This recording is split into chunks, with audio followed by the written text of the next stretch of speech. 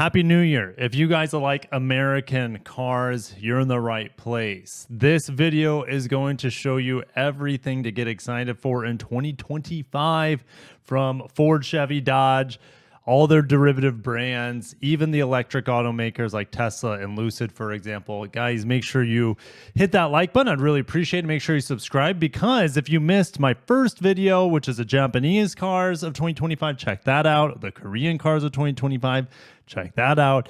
And now we're on to American cars, and probably I'll do European cars in the coming days. All right. So if you guys like that content, make sure you subscribe. 2025 is a very exciting year. For example, I'm leaving next week to go, actually, no, in like 3 days to go to CES for Honda to debut for you guys a couple new EVs at CES for them. There's also Sony, Honda, Afeela going to be there as well. But let's get back to American cars. We're going to start with Chevy. Chevy starting this year with a slam dunk. The Corvette, when it went mid-engine for C8, it had the bones to become a hypercar if they wanted to do it. Now they're doing it with a ZR1. Twin turbo V8, 1,064 horsepower, can go something like 230 miles per hour, 233. I can just look at the screen. Over 800 pound-feet of torque. The red line is over 7,000 RPM, which is just bonkers for this sort of engine. 0 to 60, it just doesn't matter, right? It's the zero, like it's the quarter mile times here. It's going to be its track times around Nürburgring, Laguna Seca, Sonoma, Road America. I could keep going, right? This is going to destroy so many records, this vehicle, and I cannot wait. I guess the power, the audio, but I cannot wait for the ZR1.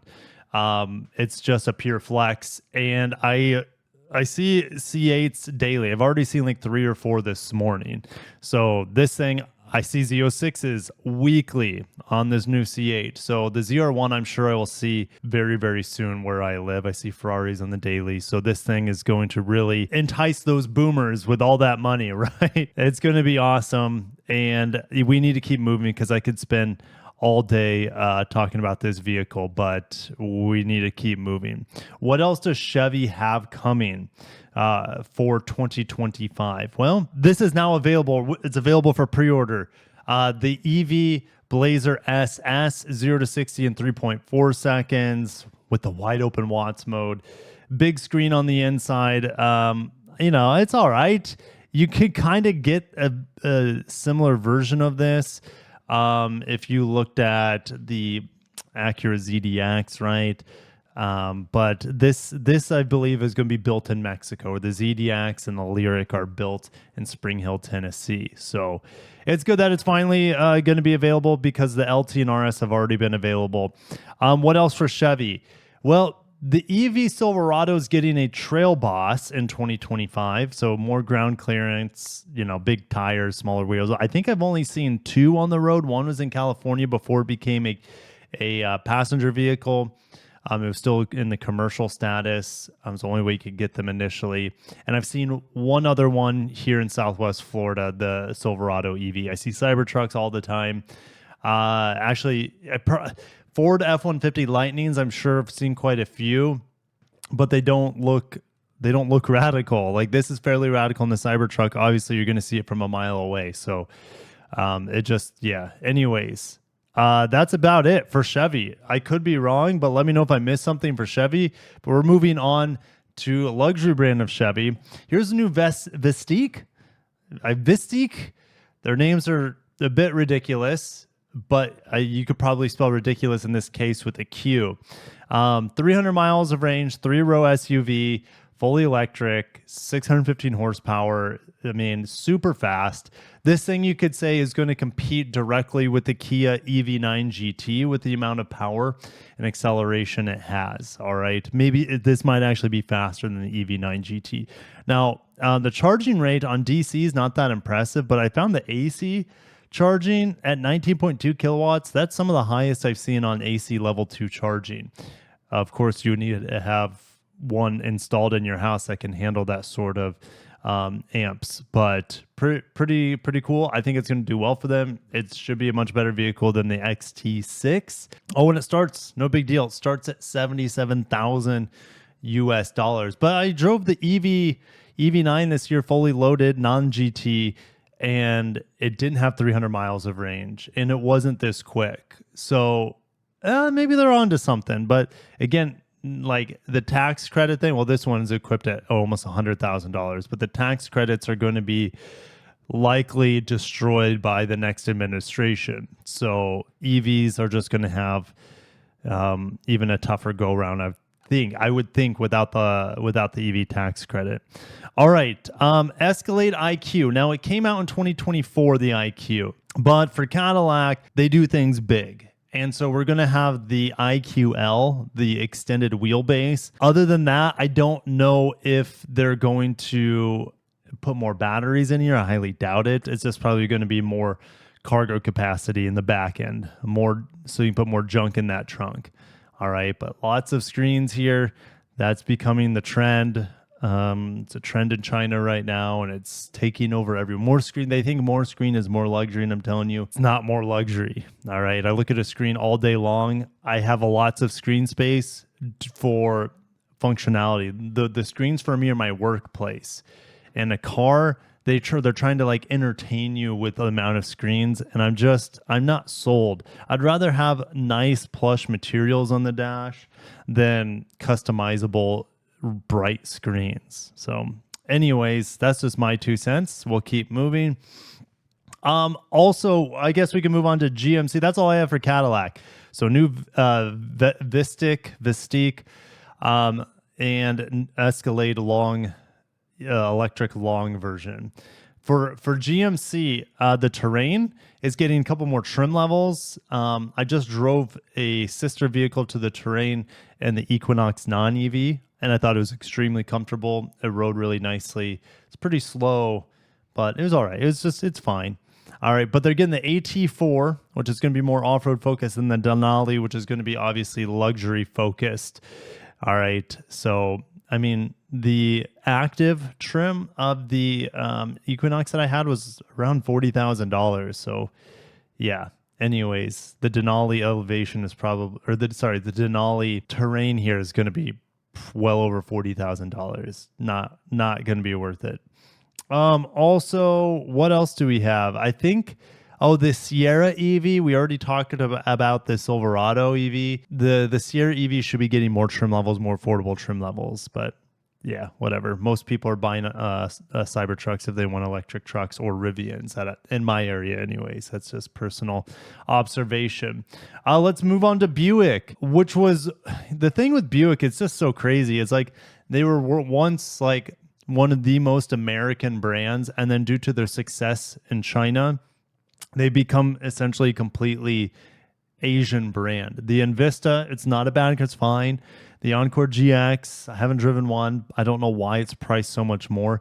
Both of these are built in Korea.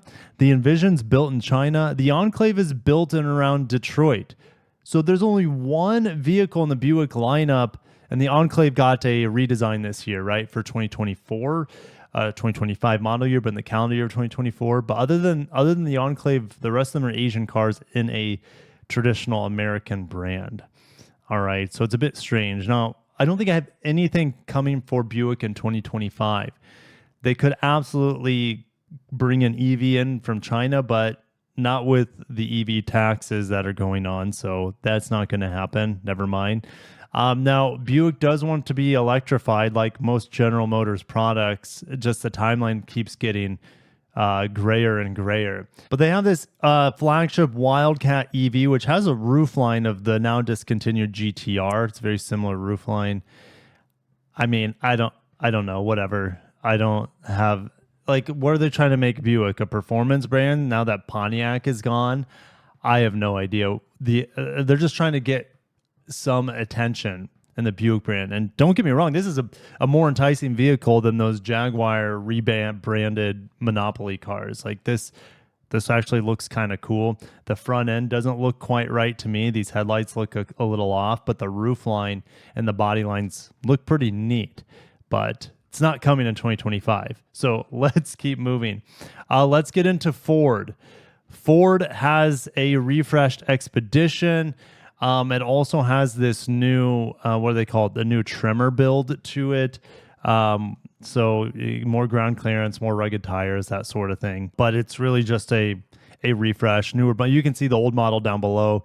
It's really just a refresh, updated styling, updated tech, updated rear tail lights, and the new trimmer here. All right, nothing that exciting in my opinion, just a big family hauler. Now, this is exciting. I love the Maverick. The Maverick is one of the most compelling products on the market, especially the hybrid. Now you can get the hybrid and all-wheel drive. This was with the big announcement for 2024 refresh on the Maverick. Well, while I think it looks worse, the Maverick, they are definitely upgrading it, giving it more attention. And so we're getting this Lobo, which is a street performance model with around 230 some horsepower. Let me look. I think I have it up. 238 horsepower, 275 pound-feet of torque. Honestly, I was expecting more power from this. I was expecting maybe closer to 300 horsepower. I know it's a small vehicle, but if you're going to go perform, Ford likes to go big with performance. And the Lobo here, I don't know. It's not all about horsepower. I get that, but I don't know. I saw a Chevy S10 SS like a week or two ago, and it reminded me of, the 90s and the high performance street focused pickup trucks. I guess the Lobo's doing its best here. But maybe more exciting for me is this right here. So there is going to be a Maverick van, and I hope it's not, or should I say it's based off of the Maverick platform. It shouldn't, if it's a van, it won't look like a truck. If it just is a truck with a topper on it and sliding doors, I don't think that's going to work, but it should be built alongside the Maverick on the same platform with the same powertrains. I'd love to have a small actual minivan as a passenger van. All the vans nowadays are enormous, and I'd love to have a more affordable hybrid minivan, because all minivans nowadays, they start around, I guess, 40, and I guess a Maverick minivan could start around $40,000 as well. But yeah, I would be excited for it. So hopefully we get more details on the Maverick van. And a hybrid would be excellent. So moving on to Lincoln, though, luxury brand of Ford. Check out my review of the Nautilus hybrid, built in China. Very old school luxury, very smooth, very plush, cush, good materials for the most part. Pretty good luxury overall. Seemingly really good build quality, despite what you want to believe from made in China. But anyways, that kind of had helped Lincoln have such a good year in 2024. I think it was their best year in like 3 or 4 years of decline. They finally had a positive growth year, largely on the backs of the Nautilus, I would say. And yes, we've had updates on the Corsair and the Aviator, but here we are with the Navigator getting what they call as a all new. Yes, technically it's a new generation of Navigator for 2025, but it's built on the same platform as the previous generation. It's still sharing the same platform. I think they call it the T3 platform. That we see on the Expedition as well. All right. So interior is completely new. Exterior is completely new. It looks better. I mean, the front end looks very much like the Nautilus that I reviewed this week. You even have this big sidebar garnish that, gosh, I would remove this snowplow in the front. But yeah, I mean, if you look at from the side, the door panels and the side panels are pretty much the same from the previous model. Now, we get this light bar in the back, which is a super common design motif. It's very similar to what we see actually on the Nautilus, but unlike the new Land Cruiser, for example, this adopts a split gate, a real tailgate here. And that, my friends, is amazing. I am super sad that the Land Cruiser for the 300 series no longer has a split tailgate or lift gate. And here's the Lincoln incorporating it. So someone's figured it out. Very similar interior, almost the exact same interior as the Nautilus I was in, just a little bit more depth here. The screen doesn't take up the whole width of the vehicle like it does, or the whole width of the dashboard, I should say. It's the same sort of screen, which is two 24-inch screens just slapped together. It's initial cool factor, but it's just a lot of unused space, in my opinion. You have to look all the way across the vehicle to look at the time or the weather or the radio stations. Yes, you can customize this screen, but you can't really customize this left screen very well. And so it's just not efficient use of your eyeballs moving or your head moving. So I'm not a big fan of this screen. I already talked about the screen in the Cadillacs. Just these manufacturers think more screen is better. Honestly, it's not. I guess it's cheap to do it this way, and you can implement some cool features doing it this way, but this is a trend that I don't enjoy, but I'm not the one buying these vehicles. Also, you have the digital scent, which I'm not a big fan of digital scents in cars. I mean, unless you like rip a real nasty fart into the seat, I don't know why you would need to have digital scents in there. I guess some people like it, but to me, the digital scent smells very artificial and almost nauseating. So I absolutely do not need it. Yeah, these things can tow a ton, just like the new QX80/Armada, for example. They're true truck-based platforms. Black Label looks kind of cool. If you're into that, there you have it. I think I'm done talking about the new Navigator. I think this is the only thing new coming for Lincoln. Same twin turbo V6 and 10-speed auto that we've had with the previous generation. All right, so let's get into Mopar/Stellantis. They're having a hell of a time right now. Their CEO, Tavares, stepped down. And what do we have? Well, we have what debuted the last year is the Charger EV, better availability, I'm sure more trim levels in 2025. I mean, they call it the first muscle car EV. Yes, it qualifies for EV tax credit for now. I think it's a really cool looking car, especially the two-door. I haven't driven it, so I can't say too much about it, but from what I've heard, I mean, I don't know if it's going to really stand out other than the design. Once you get to EV, yes, and they have fake sounds and they have other things like that, but I don't even think you can do donuts in this vehicle. The software is not there for you to do burnouts and stuff properly. So it just seems like a rushed product maybe, but I have to drive it. And again, I'm not a guy who's going to be doing burnouts anyway, so I might actually like it. I liked the previous Challengers and Chargers for what they were. Now being an EV, it's like an EV is a complete opposite of identity and customer for this vehicle. Now, I hope the inline 6 comes out next year, or should I say this year, 2025. I love that engine. There's not a lot of character in it in the Tungsten 1500 that I drove. It's tons of power, tons of torque, super smooth, almost vibration free. It sounds good. It doesn't sound like a V8. It's not going to have the character of a V8.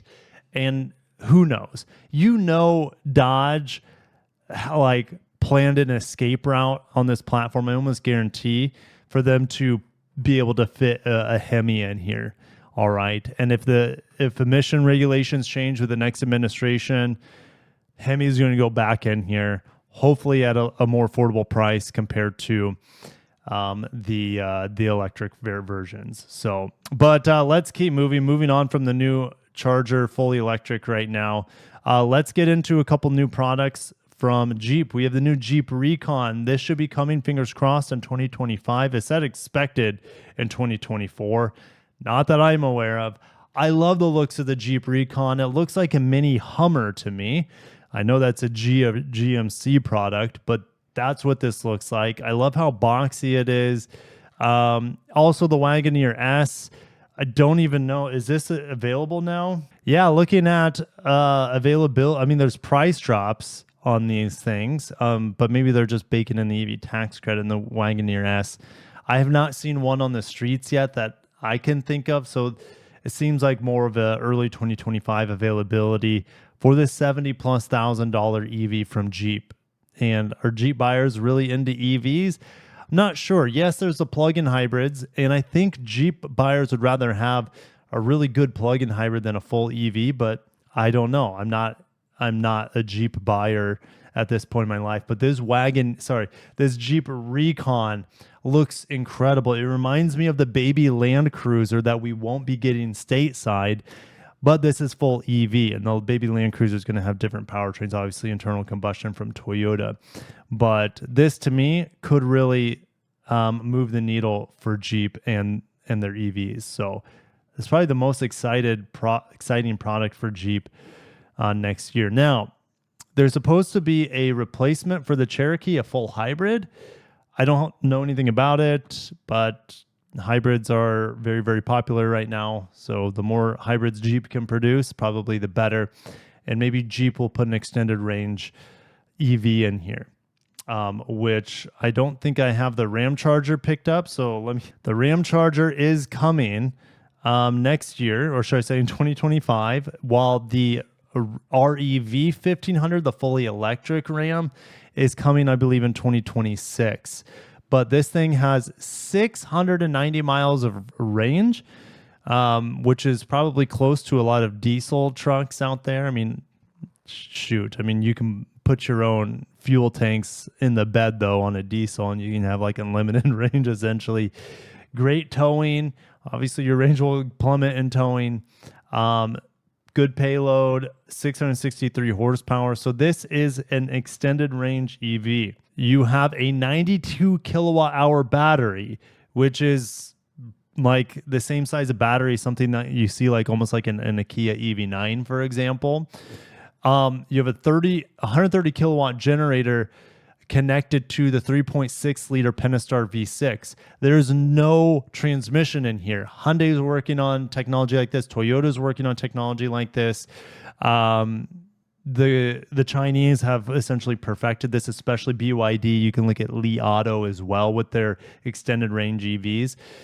So it makes it cheaper if there's no transmission. It makes it more reliable if there's no transmission. The gasoline engine is just a generator spinning the 130 kilowatt motor, which charges the battery and runs the electric motors if you've depleted your 92 kilowatt hour battery pack. This is the future, in my opinion. This is more of the future in the near term compared to EVs, because you don't have to worry about charging up.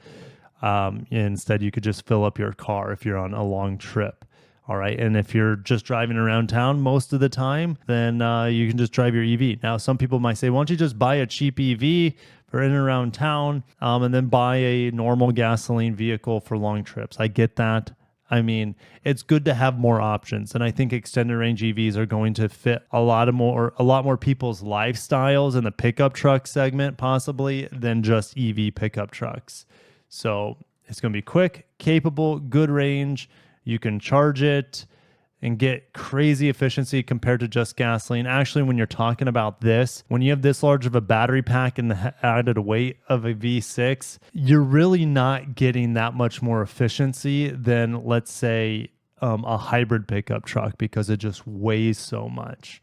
But yes, anyways, I'm excited for this pickup truck. I think it could have some good success here compared to just the full-on Lightnings, REVs, Silverado EVs, and the Cybertrucks. But I don't know. Do people want a more futuristic design here? I don't know.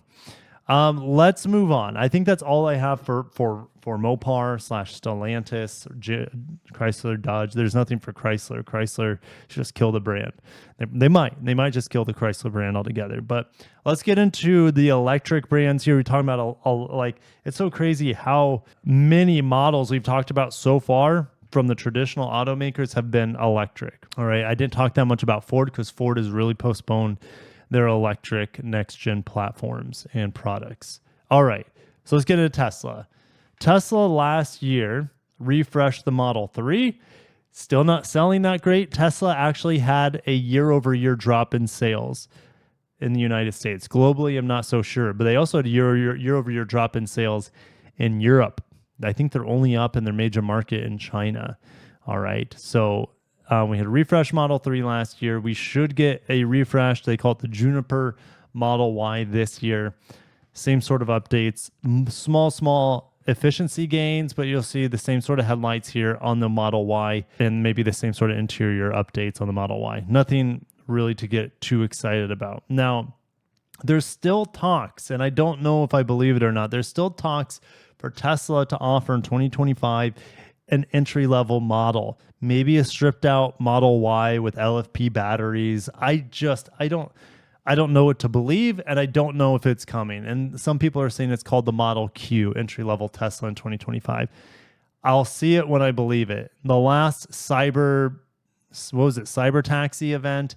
They showed like those little coupes that are just autonomous driving ride hailing vehicles. It's nowhere close to production, and they didn't show any actual buyable products in the near future. So anyways, we're going to move on from Tesla. I'm not expecting much from them.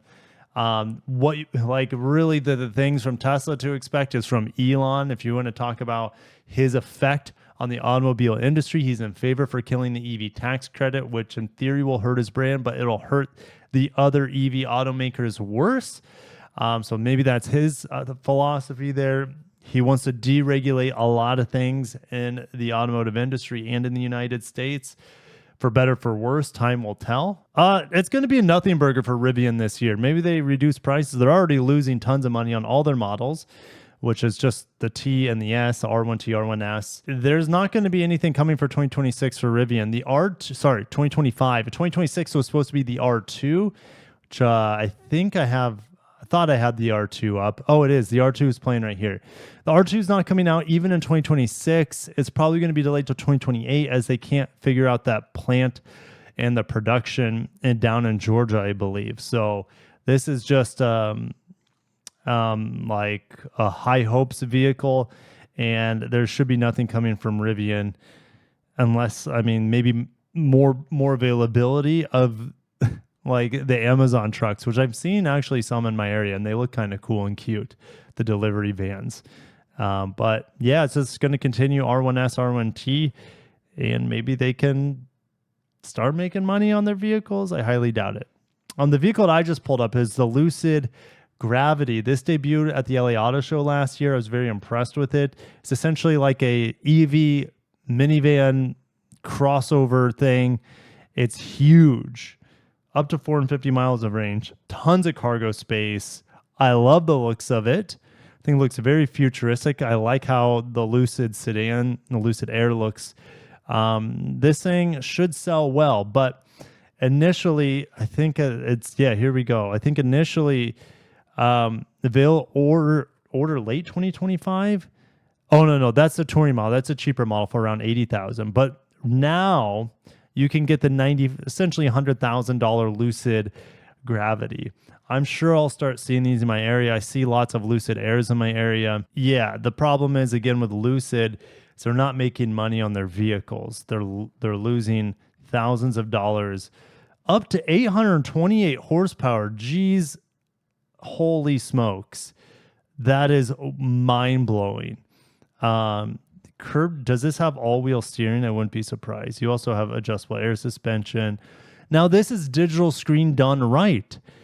This is where Ford and General Motors, Cadillac is losing the plot. We don't need wraparound screens. We need screens that my eyes and head don't have to look all over the place for information. Let's consolidate. Let's be efficient with the space and be efficient with the metrics and where they're being put, instead of just making mega screen and more screens better. Like this is okay. I'm okay with this for sure. All right. So this is, in theory, I wouldn't be surprised if it gets SUV of the year next year. The problem is that it's $100,000 and EV tax credit is going to be destroyed. But this thing is very impressive. The engineering here is pretty mind-blowing. Great design inside and out, great space, great range, 450 miles. I know the entry-level model will probably be like 350 miles or something, but that's still pretty impressive. You're going to have fast charging here. I don't even know if they mention the charging speed. They don't, I believe. I don't believe. You guys will correct me if I'm wrong. But this is the end of my video for all the American cars, from the Lucid Gravity to the ZR1 hypercar Corvette. I'm excited, I guess, for the Maverick minivan. You guys know I love minivans. I'm looking through my tabs here. There's probably not a lot of products that I'm that excited for. Maybe the Hurricane Charger. I want to see that. Oh, and the Jeep Recon. I'm very excited for that. And the Lucid Gravity as well. So there's a few in there that are sticking out.